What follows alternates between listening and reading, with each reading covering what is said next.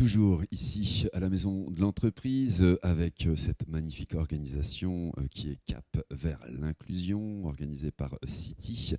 Et nous avons une invitée un peu spéciale qui va nous témoigner un petit peu d'une part de sa journée, de ce qu'elle a vécu. Elle s'appelle Christine Defrance. Bonjour Christine. Bonjour. Vous êtes donc sophrologue et demandeuse d'emploi et vous Oui. êtes suivie depuis plusieurs années par Cap Emploi. Par Cap Emploi. Alors, est-ce que vous pouvez déjà nous expliquer un petit peu votre parcours ? Vous êtes sophrologue en auto-entreprise depuis combien de temps ? Depuis 2023. D'accord. Je suis arrivée dans ce métier suite à un problème de santé que j'ai eu en 2019. D'accord. Donc, je suis tombée dans une grosse dépression, burn-out, je ne me suis pas relevée. J'ai commencé à refaire des projets, à avoir à nouveau l'envie de faire des projets seulement 3 ans après, D'accord. au bout de 3 ans de thérapie. J'ai moi-même bénéficié d'un accompagnement en sophrologie. D'accord. Et j'en ai retiré des bienfaits absolus.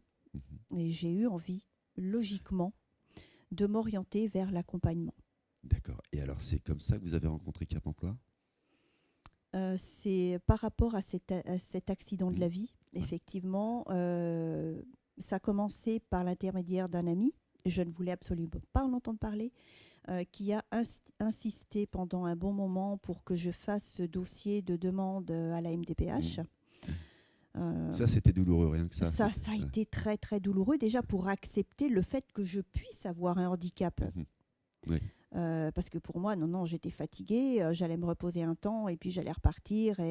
Alors, pour la petite anecdote, à ce moment-là, j'étais agent de sécurité. D'accord. Pas du tout dans ce domaine-là, effectivement. Et j'adorais mon métier, c'était une passion absolue. Je travaillais dans le domaine de la sûreté, principalement de nuit. Pendant 10 ans, j'ai duré à ce rythme-là, par un rythme de vacation de 12 heures qui s'enchaînait 2, 3 fois, 4 fois dans la semaine. C'était assez intense. L'être humain n'étant pas fait pour vivre la nuit, biologiquement, y arriver à un moment. Voilà. La tête a dit stop, le disque dur s'est enrayé, il a tout coupé. Alors moi, bêtement, je me disais, ou peut-être pas bêtement, mais dans l'inconnu de ma situation, de mon état, je mettais ça sur le dos de l'intensité du travail, de l'incompréhension de mon employeur, etc. etc. Et puis, par le biais de ma thérapie, j'ai compris que le problème venait de bien plus longtemps avant. Voilà, donc par le biais de, je ne sais plus où on a dit, par le biais d'un ami qui m'a fortement conseillé, qui m'a accompagné même pour établir ce premier dossier. D'accord. Là, j'étais en plein traitement, j'étais vraiment pas en état du tout de gérer ce genre de dossier administratif. Et puis la première année, la MDPH m'a reconnu la RQTH, mais sans pourcentage de handicap. D'accord. Venant le confinement. Qui a dû aider. Ouais, alors là, j'ai eu des symptômes de repli, donc retour casse départ. J'ai eu droit à une expertise par une neuropsychologue en complément du travail du psychiatre qui me suivait à l'époque, qui en a conclu à des choses très sympas pour moi, m'amenant à refaire un nouveau dossier MDPH appuyé par l'expertise de cette neuropsychologue formidable, appuyé également par un certificat médical beaucoup plus détaillé de la part d'un médecin spécialisé, et qui a fait que, enfin, à ce moment-là, donc un peu plus d'1 an plus tard, non seulement j'ai eu reconduction de l'RQTH, mais reconnaissance d'un handicap me donnant droit au versement de la hache. Très bien, et c'est comme ça que vous rentrez à Cap Emploi. Et c'est à ce moment-là, effectivement, donc j'étais déjà inscrite à ce qui était Pôle emploi à l'époque. J'ai eu contact avec une psychologue du travail, puisque complètement perdue, je ne savais pas du tout dans quelle direction j'allais me tourner pour rechercher du travail, sachant que je n'avais pas fait le deuil de mon travail précédent dans la sécurité, que j'adorais, qui était une passion, et que voilà, donc c'était très compliqué. Et de ce fait-là, la psychologue du travail, quand elle a appris, parce que je ne lui avais pas dit tout de suite, j'étais toujours en fait dans une déni, sorte de déni. Non, mais pourquoi faire ? Ça va m'apporter quoi ? J'en veux pas de ce truc-là, je ne suis pas handicapée.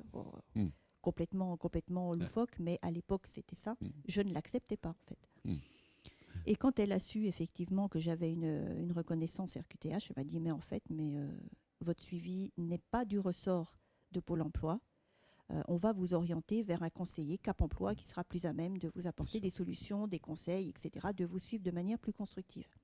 Et oui, je dirais, c'est peut-être depuis 2021, 2000, dans ces années-là que je suis suivie par Cap Emploi.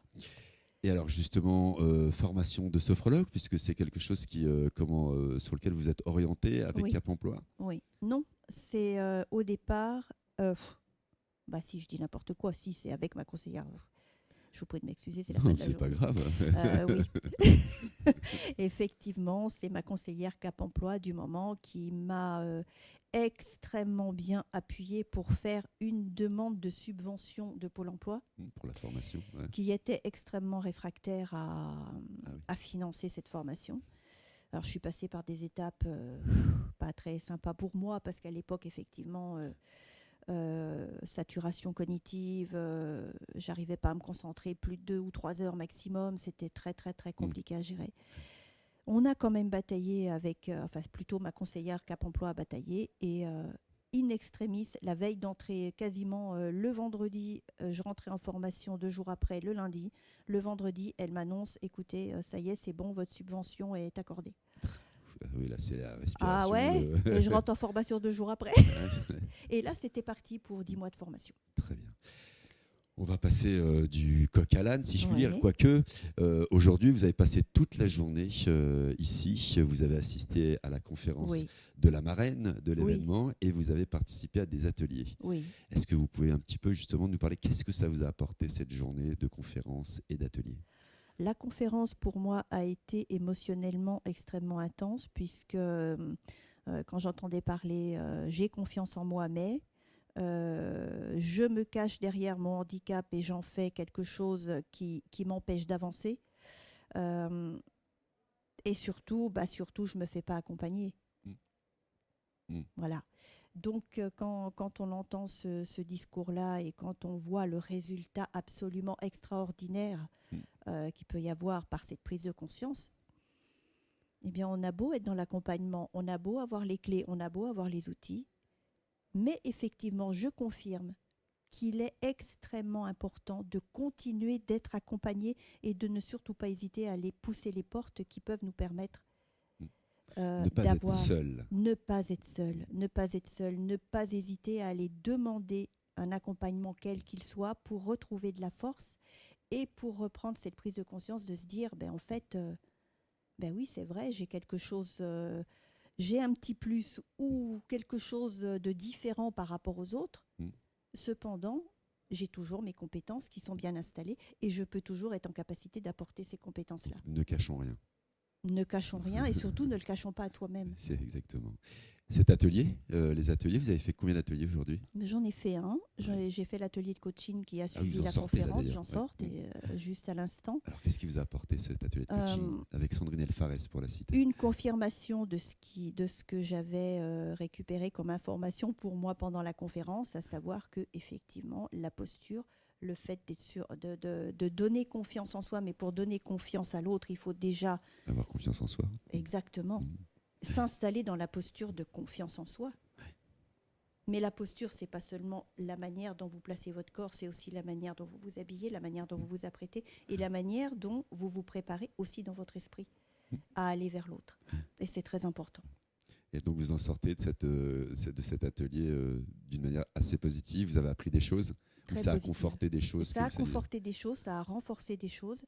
Et surtout, oui, ça m'a confirmé que les limites que j'avais, les pensées limitantes, les peurs que j'avais malgré mes compétences, mais en fait aujourd'hui ça me fait sourire. Maintenant, après ce que j'ai entendu, alors peut-être que demain je penserai différemment. Oui, oui, bien sûr. mais sur le coup, effectivement, je me dis que allez, c'est peut-être temps de mettre tout ça à la trappe et d'avancer. Et prends ça plutôt comme quelque chose de plus qui peut apporter parce que maintenant j'ai la compréhension du cheminement que certaines personnes peuvent avoir par rapport à leur situation et que de par ces compétences que j'ai par ma méthode d'accompagnement, je peux m'appuyer justement sur ce que je vis aussi pour donner envie à l'autre de passer au-delà de ces peurs-là et d'en faire un plus. Très bien. Ça sera justement le mot de la fin. Merci infiniment, Christine de France, d'être venue nous témoigner de votre parcours. Et aujourd'hui, effectivement, vous êtes sophrologue Oui. à votre compte, mais vous cherchez quand même un travail salarié. Vous savez dans quel domaine? Est-ce que là, vous avez une idée de ce que vous voulez faire? En dehors du métier de sophrologue, bien sûr. Oui, j'ai principalement une formation en administratif, donc une formation d'assistante administrative. Potentiellement, ça peut être envisageable. Eh ben, au moment où vous regardez cette vidéo, si vous êtes encore disponible, n'hésitez pas à appeler Christine de France. Voilà. Merci beaucoup. infiniment. Merci à vous. Merci à vous.